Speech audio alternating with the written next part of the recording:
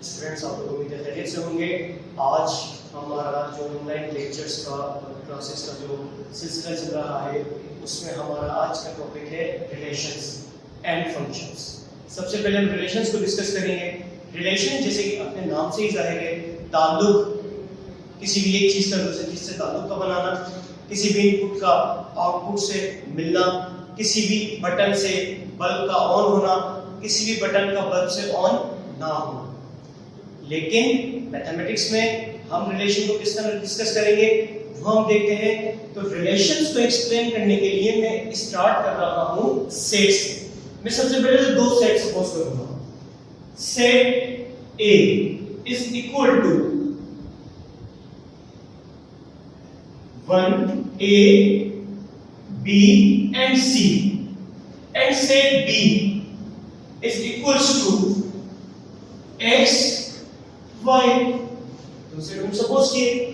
इन दो सेट्स में जब मैं इसके पेयर बनाऊंगा, मतलब कि कार्टेशियन प्रोडक्ट करूंगा, तो कार्टेशियन प्रोडक्ट करने की सूरत में तो देख क्या सिलसिला बनता है, AX BX CX AY BY and CY। आप देखिए कि यहां आपके पास टोटल 3 A के एलिमेंट्स, 2 B के एलिमेंट्स की वजह से जो पेयर्स बने वो टोटल पेयर्स है हमारे पास 1 2 3 4 5 और 6 पेयर्स। अब इन 6 पेयर्स को अगर मैं 6 एलिमेंट मान लेता हूं तो इन 6 एलिमेंट्स की वजह से इसके टोटल सबसेट कितने बनेंगे। मींस ये कि मेरा सवाल मैं कुछ यूं समझाऊंगा कि अगर किसी भी सेट के 6 एलिमेंट्स हो तो टोटल नंबर ऑफ एलिमेंट्स कितने होते हैं, sorry total number of subset कितने होते हैं। 6 एलिमेंट्स में टोटल सबसेट बनेंगे हमारे पास 2 पावर 6 मतलब के 64, क्योंकि नंबर ऑफ सबसेट्स का फॉर्मूला हमारे पास है 2 पावर n। लेकिन हमने डिस्कस करना है रिलेशंस को। रिलेशंस को डिस्कस करते हुए अगर मेरे पास ये टोटल 6 पेयर हैं तो इन 6 पेयर्स में टोटल नंबर ऑफ रिलेशंस कितने बनेंगे। तो इसके लिए भी हम वही सेम फॉर्मूला यूज करेंगे। नंबर ऑफ सबसेट्स जिस तरह हमारे पास थे उसी तरह नंबर ऑफ रिलेशंस,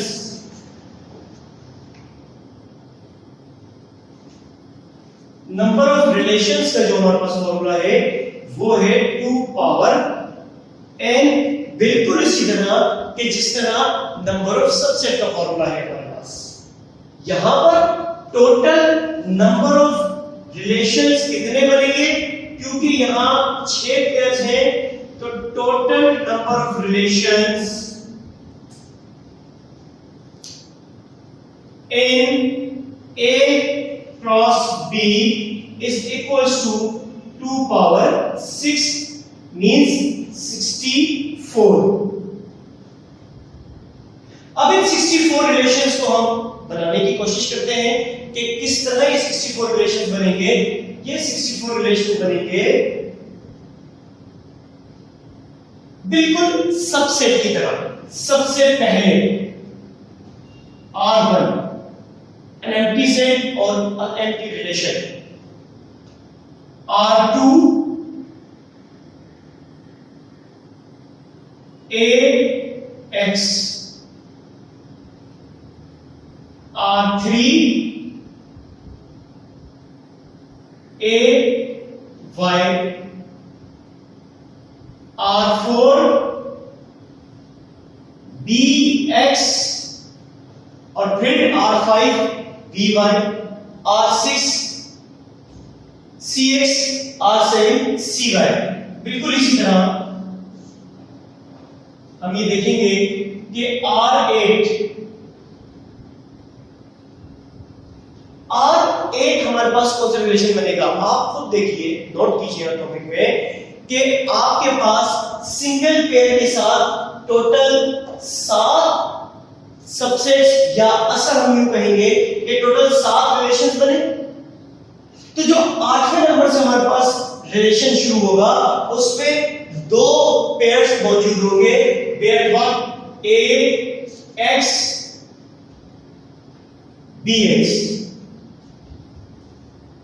फिर हम इसी तरह 3 पेयर्स, 4 पेयर्स, 5 पेयर्स, और फिर आखिर में जो 64th रिलेशन हमारे पास यहां बनेगा वो 64th रिलेशन होगा खुद A cross B, AX BX up to CY। अब ये मुख्तलिफ रिलेशंस हमने यहां बनाए जो कि 64 यहां बने। यहां पर मजीद वजाहत करता चलूं कि देखिए रिलेशंस का मतलब, जिसके मैंने पहले भी कहा, लफ्ज के लफ्जी मायने से जाहिर है ताल्लुक का बनना। तो यहां हमने सिर्फ A X का एक रिलेशन बनाया, इधर A Y का एक रिलेशन बनाया, यहां हमने रिलेशन बनाया A X और B X का। एक छोटी सी एग्जांपल मैथमेटिकली कुछ यूं लीजिए कि सपोज कीजिए आपके पास एक इक्वेशन है, हम इस इक्वेशन को अगर यूं लिखें कि भाई y is equals to x plus 3। मैं अगर सपोज करूं कि भाई at x is equals to 1,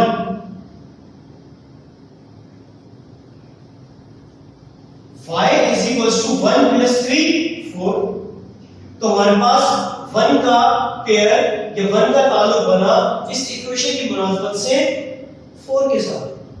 लेकिन यूं ही मैं एक इक्वेशन कुछ इस तरह भी लिखूं,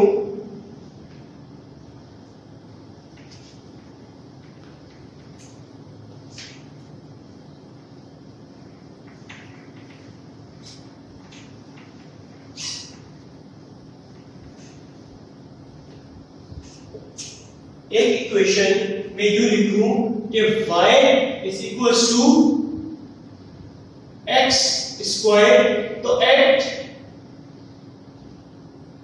y x is equals to 2, y is equals to 2 square is equals to 4, at x is equals to -2, then y is equals to -2 square that is equals to 4। Means कि अब जो हमारे पास यहाँ पर कंडीशन बन रही है वो बनती है x is equals to 2 पर 4 हमारे पास बना, this implies that 2, 4 और x is equals to -2 पर भी 4 बना, then again this implies that -2, 4। तो यहाँ देखिए कि जब हमारे पास ax और bx और cx पॉसिबल थे रिलेशंस में, ax और ay भी पॉसिबल थे रिलेशंस में, उसी तरह यहाँ मैथमेटिकली इक्वेशन की मुनासबत से हमारे पास एक कंडीशन बनी 2, 4 एंड -2, 4।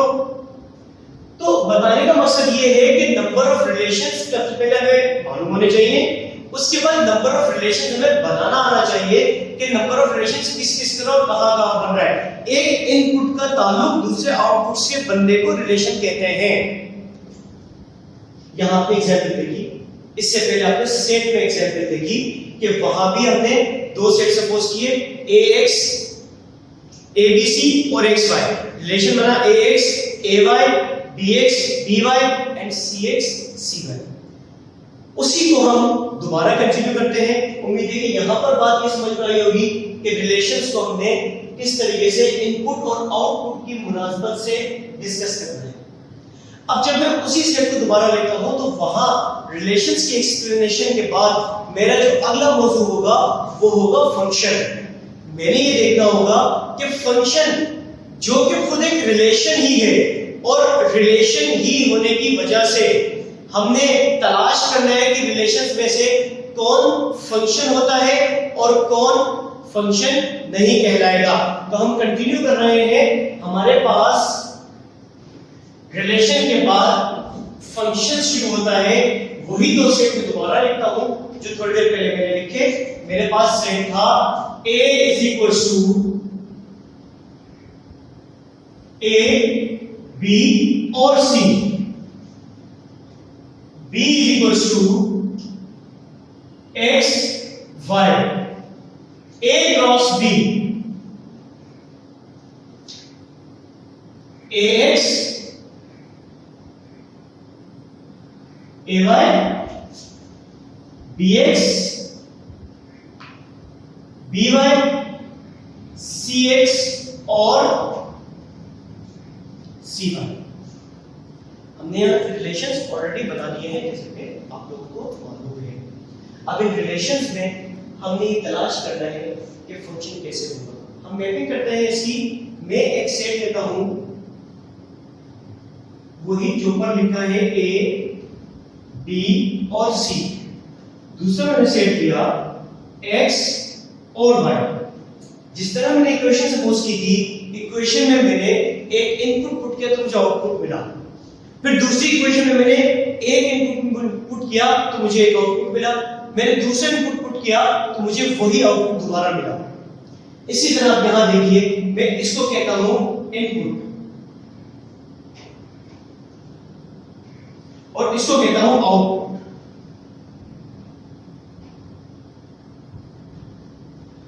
ए का ताल्लुक बनाता हूं मैं x के साथ, b का ताल्लुक बनाता हूं मैं x के साथ, c का ताल्लुक बनाता हूं मैं y के साथ। और जब मैं इस मैपिंग को लिखता हूं, रिप्रेजेंट करता हूं बिल्कुल सेट की सूरत में, तो ये रिलेशन मेरे पास बनेगा ax bx और cy। आप नोट कीजिए, ये जो मेरे पास रिलेशन बना है तीन पेयर्स पर मुश्तमिल, ये रिलेशन वही रिलेशन है कि जो हमने 64 रिलेशंस में से एक सिलेक्ट किया।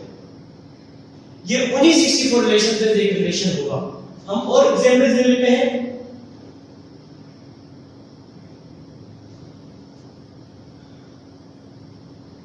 A B C X Y AX BY CY। एक और एग्जांपल में लेता हूं, A B C X Y AX BY AX BX CX। अब देखना ये है कि जो मैंने रिलेशंस लिखे हैं, इन रिलेशंस में से इन 64 रिलेशंस में कौन-कौन फंक्शन है जो अब हम टॉपिक शुरू करेंगे। फंक्शन हमारे पास क्या है? Every input has its own unique output. Every domain has its own unique range. Domain input, range output.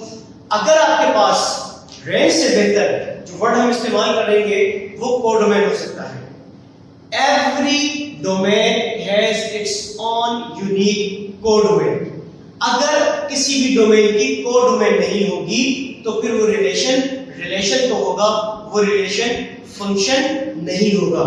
अभी जब मैंने 64 रिलेशंस में से उठाकर 3 एग्जांपल्स लिखी, ये तीनों एग्जांपल्स ऐसे एग्जांपल्स हैं जो हर इनपुट की कोई ना कोई डोमेन दे रही है, हर इनपुट डोमेन की कोई ना कोई कोडोमेन दे रही है। जैसे कि आप यहां देखिए, मेरे पास इधर a x b y और c y। यहां देखिए, इधर हमारे पास बनता है a x b x c x। अब ये जो कोडोमेन का सेट है हमारे पास, domain codomain, input output, domain codomain, input output. इस डोमेन और कोडोमेन के सेट में जब कोई एलिमेंट रिलेट हो जाए तो फिर उस कोडोमेन के सेट में उस एलिमेंट को कोडोमेन नहीं रेंज कहकर पुकारते हैं। और अगर कोई एलिमेंट रिलेट नहीं कर रहा कोडोमेन के सेट में से तो फिर हम उसको रेंज नहीं कोडोमेन ही कहेंगे। पहले मैं ये लिख लेता हूं कि ये हो गया हमारे पास सेट ऑफ डोमेन और ये हो गया हमारे पास कोडोमेन्स। बिल्कुल इसी तरह ये मेरे पास आ गया डोमेन और ये हो गया हमारे पास कोडोमेन।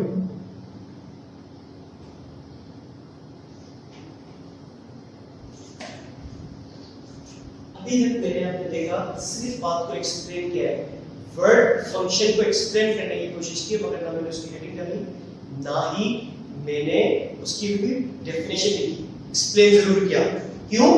क्योंकि अभी हम सबसे पहले तो ये बात क्लियर कर रहे हैं कि रिलेशन जो हमारा चल रहा है, ये रिलेशन कब तक रिलेशन ही रहेगा और कब ये रिलेशन फंक्शन बनेगा। तो अब हम आ रहे हैं फंक्शन की तरफ। तो देखिए हमारे पास function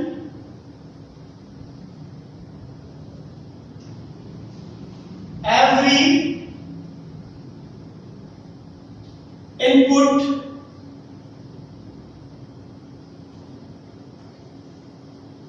x for all x belongs to x has a unique output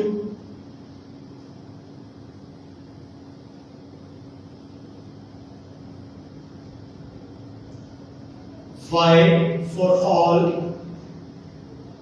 y belongs to a set of output y. This is the function. यहां इनपुट की जगह पर हम डोमेन भी कह सकते हैं और यहां आउटपुट की जगह पर हम रेंज या कोडोमेन भी कह सकते हैं। रेंज और कोडोमेन में सिर्फ थोड़ा सा फर्क यही होगा कि अगर आपके पास, जैसे कि मैंने यहां लिखा, अब देखिए x के साथ मैंने abc को रिलेट कराया लेकिन y के साथ कोई इनपुट रिलेट नहीं है, तो मैं यूं कहूंगा कि इस सेट ऑफ कोडोमेन में x मेरे पास रेंज है ऑफ abc और y मेरे पास कोडोमेन है ऑफ द कंडीशन और द सेटअप, लेकिन ये रेंज नहीं कहलाएगा। तो फंक्शन क्या हुआ? फंक्शन वो हुआ कि जब किसी भी डोमेन की अपनी एक यूनिक रेंज मौजूद हो। अगर किसी भी डोमेन की अपनी कोई यूनिक रेंज मौजूद नहीं होगी तो वो फंक्शन नहीं कहलाएगा। जैसे कि आपने यहाँ देखो, उम्मीद करता हूं कि आपको ये बात समझ में आई होगी। अब सवाल ये पैदा होता है कि जब फंक्शन की अपनी एक यूनिक रेंज है, सॉरी डोमेन की अपनी एक यूनिक रेंज है, तो वो फंक्शन है, तो कब रिलेशन फंक्शन नहीं होगा उसको डिस्कस कर लेते हैं कि कब रिलेशन फंक्शन नहीं होगा। मैं फिर बताता चलूं कि आपको नोटिस कीजिएगा, यहां जो हमने एग्जांपल्स लिखी, यहां भी देखिए a b x और c y फंक्शन है, इनपुट्स की यूनिक आउटपुट मौजूद है। a b c a x b c y input की यूनिक आउटपुट्स मौजूद हैं, यहां पर भी इनपुट की आउटपुट्स मौजूद हैं।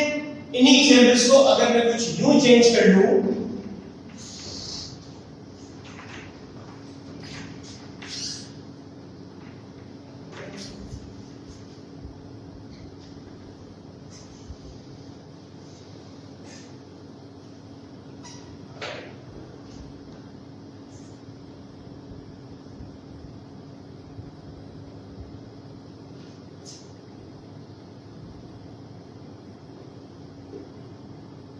a x a y c x, इस दफा मैंने रिलेशन को इन टर्म ऑफ सेट पहले लिख दिया। मैं मैपिंग अभी करता हूं। यहां देखिए ये मेरा इनपुट का सेट था a b c x और y। a x के साथ रिलेट हुआ, a y के साथ भी रिलेट हुआ और मैं यहाँ एक पेयर का इजाफा कर देता हूं और वो ये b y और cy। अब यहां और हमने क्या किया, आप देखें बज़ाहिर ये नजर आ रहा है कि हर इनपुट की आउटपुट मौजूद है, लेकिन इनपुट की यूनिक आउटपुट मौजूद नहीं है। देखिए वो कैसे, a x को रिलेट कर रहा है, a y को भी रिलेट कर रहा है। इस कंडीशन की वजह से this mapping or this relation is not a function।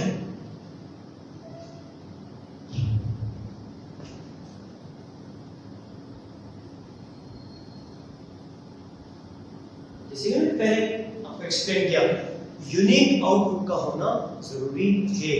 बिल्कुल इसी तरीके से कि हर एक पर्सन की कोई ना कोई एज पॉसिबल है। मैं यहां खड़ा हूं, मेरी कोई ना कोई एज है, आप लेक्चर सुन रहे हैं, आपकी कोई ना कोई एज है। कोई शख्स ये नहीं कह सकता कि उसकी एज ही नहीं है। हाँ, ऐसा जरूर मुमकिन है, जो पिछली मैंने एग्जाम्पल्स दी थी उनको मद्देनजर रखते हुए, कि अगर मैं कहूं कि मैं यहां पर एक एफएससी लेवल का इंटर क्लास का मैथमेटिक्स 2 का लेक्चर रिकॉर्ड कर रहा हूं या डिस्कस कर रहे हैं मैथमेटिक्स 2 को, तो इस लेक्चर को, इस मैथमेटिक्स को पढ़ने के लिए जो एज ग्रुप है, इंटर क्लास में जो एज ग्रुप है, वो हमारे पास होता है 17, 16, 17 और मैक्सिमम 18 इयर्स का एक स्टूडेंट। तो बहुत सारे स्टूडेंट्स 16 इयर्स के भी हो सकते हैं, बहुत सारे एक से ज्यादा 17 इयर्स के भी हो सकते हैं और बहुत सारे 18 इयर्स के भी हो सकते हैं। लेकिन कोई स्टूडेंट ये नहीं कहेगा कि अगर मैं ये सपोज कर लूं कि ये set of age and the set of person, mister A says he is x years old as well as he is y years old, ये पॉसिबल नहीं है। मींस कि वो या तो यहां या यहां गलत बयानी कर रहा है। इट मींस कि ये फंक्शन नहीं है। यूनिक एज होती है हर इंसान की, हर जानदार की। उम्मीद करता हूं कि फंक्शन की एक्सप्लेनेशन और डिस्कशन समझ में आई होगी। हम एक लास्ट एग्जांपल और डिस्कस कर लेते हैं, और वो लास्ट एग्जांपल हमारे पास कुछ यूं होगी कि देखिए कि ए, बी और C, X Y, X B Y, जबकि यहां इसका ताल्लुक सेट ए से है और इसका ताल्लुक है सेट बी से। मैं रिलेशन यहां बनाता हूं, बनता है ए एक्स और C Y. Now what about this B? क्या मैं डेली लाइफ में किसी से ये कहते हुए सुनूं कि वो ये कहे कि मेरी तो कोई एज ही नहीं है? Is it possible? बिल्कुल इसी तरह कोई डोमेन ये कहे कि उसकी कोई आउटपुट ही नहीं है। It means this relation is also not a function. यहां हमने उन कंडीशंस को डिस्कस किया कि जो फंक्शंस नहीं है, और इससे पहले हमने उन कंडीशंस को डिस्कस किया कि जो फंक्शंस है। उम्मीद करता हूं कि आज का रिलेशंस और फिर फंक्शंस का मौजूद आपको समझ आया होगा। नेक्स्ट लेक्चर में हम डिस्कस करेंगे टाइप्स ऑफ द फंक्शन।